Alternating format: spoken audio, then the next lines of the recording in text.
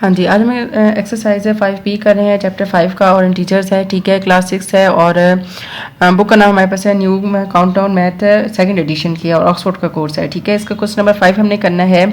The product of two integers is, जो दो integers हैं उसका जो प्रोडक्ट है वो -160 है। ए वन ऑफ देम इज 8। अब उनमें से यानी दो प्रोडक्ट है ना 1 और 2, उनमें से एक जो है वो 8 है, फाइंड द अदर, तो हमने दूसरा फाइंड आउट करना है, ठीक है। अब हम इसको कैसे करेंगे, इसका सोल्यूशन की तरफ हम लोग आते हैं, ठीक है। हम पहले फार्मूला लिखते हैं प्रोडक्ट ऑफ टू इंटीजर्स, ठीक है, फर्स्ट मल्टीप्लाई बाय सेकेंड, ठीक है। प्रोडक्ट ऑफ टू इंटीजर्स की जगह पर -160 लिखेंगे, फर्स्ट इंटीजर्स 8 लिख लेते हैं, सेकंड हमने फाइंड आउट करना है। जब कोई चीज़ मल्टीप्लाई होती है तो वो दूसरी साइड पे जाकर डिवाइड हो जाती है, ठीक है, ये रूल है। अगर ऐड हो रही होगी या सब्ट्रैक्ट हो रही होगी तो ऑपोजिट साइड पे जाकर उसका साइन चेंज हो जाएगा, लेकिन अगर कोई चीज़ मल्टीप्लाई हो रही है तो वो दूसरी साइड पर जाकर डिवाइड हो जाएगी, ठीक है। 8 1s are 8, 8 2s are 16 और 0, तो सेकंड हमारे पास नंबर कौन सा आया है, -20 आ गया, ठीक है। हाँ जी, नेक्स्ट हमारे पास है कि from the sum of -5 and 28 subtract -2। सबसे पहले हम लोग इस कंडीशन को देखते हैं सम की। सबसे पहले इनको हम लोग कर देते हैं सम, ठीक है। हम सम लिखते हैं -5 ब्रैकेट में +28, -5 +28, ऑपोजिट साइन है तो ये सब्ट्रैक्ट होंगे। 8 में से 5 1 2 3, तो ये आ गया 23 साइन प्लस का आ गया, ठीक है। हाँ जी, सम कर लिया और जो सब्ट्रैक्ट करना है वो -20 करना है। फ्रॉम वाली टर्म होती है वो हमने पहले लिखनी होती है, तो हमारे पास फ्रॉम वाली टर्म को पहले लिखेंगे, 23 को पहले लिखते हैं, ठीक है, और सब्ट्रैक्ट है माइनस करेंगे और यहाँ -20 लिखेंगे, +23 माइनस है तो ये वाला साइन चेंज हो जाएगा, ये प्लस हो जाएगा। सेम साइन है तो ये ऐड हो रहे हैं, तो इसका आंसर आ गया हमारे पास 43, ठीक है। बहुत ही केयरफुली सॉल्व कीजिएगा, याद रखिएगा जब भी आपके पास फ्रॉम वाली टर्म होगी सब्ट्रैक्ट में तो उस वाले में आपने फ्रॉम वाली टर्म को पहले लिखनी है और दूसरी जो टर्म है उसको बाद में लिखना है, ठीक है। तो ये सम कह रहे थे, हमने इन दोनों को पहले क्या किया है, इन दोनों को ऐड किया है, सम वाली कंडीशन को फॉलो किया है, फिर उसके बाद फ्रॉम वाली कंडीशन को फॉलो किया है, फिर सब्ट्रैक्ट की जगह पर माइनस लगाया है और आगे ब्रैकेट में ये वैल्यू लिखी है। अगर ब्रैकेट के बाद माइनस होगा तो अंदर साइन चेंज होंगे और अगर ब्रैकेट के बाद माइनस नहीं है बल्कि प्लस होगा तो अंदर साइन चेंज नहीं होंगे, ठीक है, ये याद रखिएगा। अगर ब्रैकेट के हाँ जी, अब हम इसका क्वेश्चन नंबर 7 कर रहे हैं। इसको सॉल्व करने से पहले अगर आप मेरे चैनल पे नए हैं और अभी तक मेरे चैनल को लाइक और सब्सक्राइब नहीं किया तो काइंडली मेरे चैनल को लाइक और सब्सक्राइब कर दें।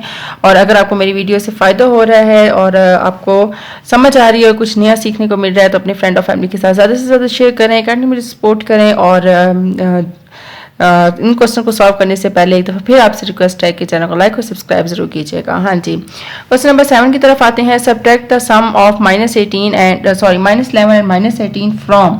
अब देखिए फ्रॉम यहाँ पर आ गया, ठीक है, -23। पहले हमने क्या करना है, सम करना है। सोल्यूशन की तरफ आते हैं। सबसे पहले हम सम करते हैं। सम क्या होता है, ऐड, ठीक है, -11 यानी कि ऐड का मतलब जमा, ठीक है, सम होता है जमा हमने करना है। प्लस का सैंपल लगाएंगे यानी साइन लगाएंगे और -18। अब यहाँ पे देखें ये -11 इसी तरह आ गया। अब यहाँ पर प्लस है तो अंदर साइन चेंज नहीं होगा। मैंने बताया था आपको अगर ब्रैकेट के बाहर प्लस होगा तो अगर अंदर साइन चेंज नहीं होगा, तो ये -18 आ गया।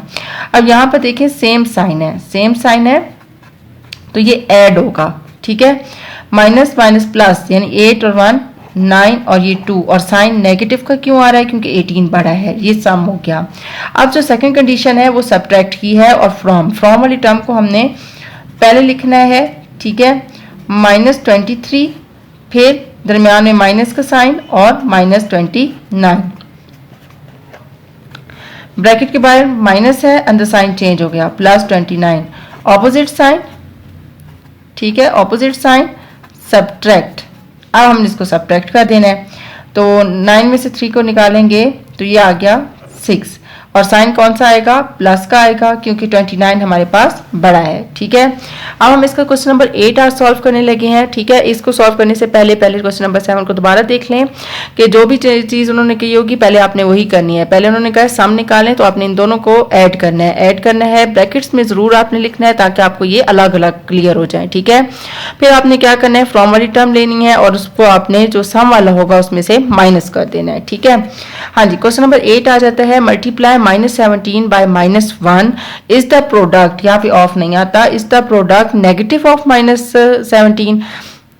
हाँ जी, हम इसका क्वेश्चन नंबर 8 करेंगे। ठीक है, जो कि क्या है कि multiply -17 by -1 is the product negative of -17 के वो कह रहे हैं कि अगर हम -17 को -1 से मल्टीप्लाई करें तो जो इसका आंसर आता है कि उसका आंसर जो आता है वो हमारे पास नेगेटिव और -17 के प्रोडक्ट की तरह ही आता है, यानी क्या इन दोनों का आंसर सेम आता है, तो हमने ये चेक करना है। ठीक है, तो हम क्या करते हैं, पहले -17 को मल्टीप्लाई -1 के साथ करते हैं, तो ये आ गया माइनस प्लस और 17 आ गया। ठीक है, और इसी तरीके से जब हम लोग लेते हैं प्रोडक्ट नेगेटिव यानी कि माइनस ऑफ -17, तो ये भी हमारे पास क्या है कि जो ऑपोजिट साइन है जब उनको सेम साइन होते हैं, जब उनको मल्टीप्लाई किया जाता है तो वो प्लस हो जाते हैं। ठीक है, फिर मल्टीप्लाई करें तो ये हमारे पास 17 आ जाता है, तो दोनों का आंसर हमारे पास क्या आया, सेम आया, तो हम यहाँ पर लिखेंगे यस।